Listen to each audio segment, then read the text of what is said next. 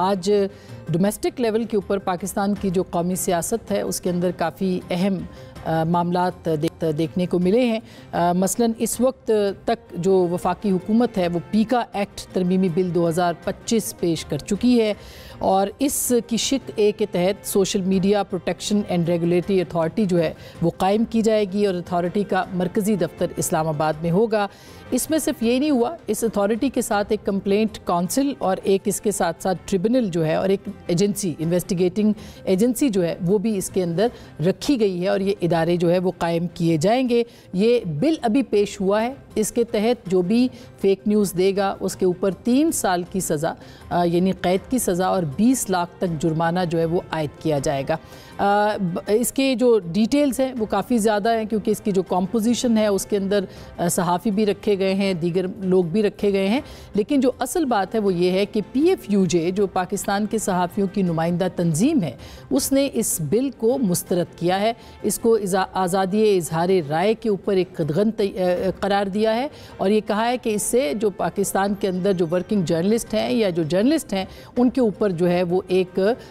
उनके गिर्द घेरा तंग किया जाएगा। सो ये एक मामला है जो कि पिछले कई हुकूमतों के दौरान सामने आता रहा है और फाइनली पाकिस्तान तहरीक इंसाफ की हुकूमत ने भी इसको किया करने की कोशिश की थी, बहुत रेजिस्टेंस सामने आई थी और अब पाकिस्तान मुस्लिम लीग नवाज़ की जो हुकूमत है उसने भी इस अथॉरिटी को कायम करने की कोशिश वो कर रहे हैं। ये कामयाब होगी या नहीं होगी, इसमें कदगनें लगेंगी कि नहीं लगेंगी, ऑलरेडी पाकिस्तान के अंदर आज़ादी इजहार के बहुत सारे मसाइल हैं। इस पर हम ज़रूर बात करेंगे कि इस पर क्या हो सकता है और ये जो सज़ाएं हैं ख़ास करके जो क्रिमिनल सज़ाएं हैं ये क्यों ज़रूरी हैं और इससे क्या असर पड़ेगा या फ़ेक न्यूज़ रुकेगी या नहीं रुकेगी। दूसरी जो अहम ख़बर है वो ज़ाहिर है कि आज अदलिया की महाजराई के हवाले से बहुत मामला जो है सामने आ रहे हैं और मंसूर अली शाह साहब ने आज इस केस के अंदर 26वीं आइनवी तरमीम से उन्होंने कहा कि कोई ताल्लुक़ नहीं है और कोई अगर ख़ुद से डरे तो ये अलग बात है। एक तलवार लटक रही थी, कहा जा रहा था कि 26वीं आइनी तरमीम का मामला जो है वो सुप्रीम कोर्ट के अंदर उठ सकता है या उसके ऊपर जो है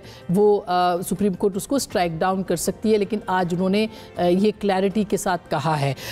इसकी ज़रूरत क्यों पेश आई इसके ऊपर भी बात करेंगे, लेकिन इसके साथ साथ PTI जो है वो मुज़ाकरात के चौथे राउंड में शिरकत ना करने का ऐलान कर रही है और वो कह रहे हैं कि हम अब इस जो चौथा राउंड है उसको जुडिशल कमीशन के साथ मशरूत करते हैं और अगर कमीशन नहीं बनता तो हम इसके अंदर शामिल नहीं होंगे। क्या 28 जनवरी को जो मुमकिना मुज़ाकरात हैं उसमें तहरीक इंसाफ नहीं होगी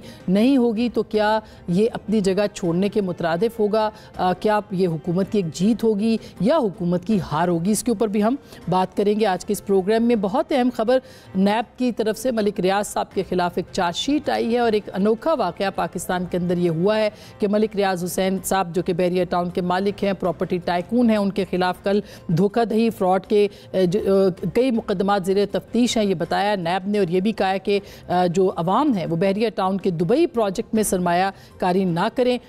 इस पे मलिक रियाज साहब ने जो है वो अपना एक रद्दमल भी दिया है, इसको ब्लैकमेलिंग करार दिया और ये भी कहा है कि 30-35 साल से उनके पास कुछ राज हैं, वो ये उगल सकते हैं, वो ये बता सकते हैं। पाकिस्तान की तारीख में पहली बार ये हो रहा है कि मलिक रियाज हुसैन साहब के ख़िलाफ़ जो है वो कार्रवाई भी हो रही है और सिर्फ यही नहीं बल्कि मीडिया भी खुल के बोल रहा है अब इसके ऊपर और ये एक सेल्फ सेंसरशिप मीडिया की तरफ से थी गुज़िश्ता कई बरसों से, कई दहाइयों से, जो फाइनली अब जो है वो टूटी है। इसकी वजूहात क्या हो सकती हैं, इसके ऊपर भी बात करेंगे आज के इस प्रोग्राम में। ये भी उन्होंने कहा है मलिक रियाज हुसैन साहब ने कि जो उनसे कहा जा रहा था कि वो गवाही देंगे तो वो गवाही नहीं देंगे, उनका इशारा इमरान खान साहब की तरफ है कि उनके खिलाफ वो गवाही नहीं देंगे।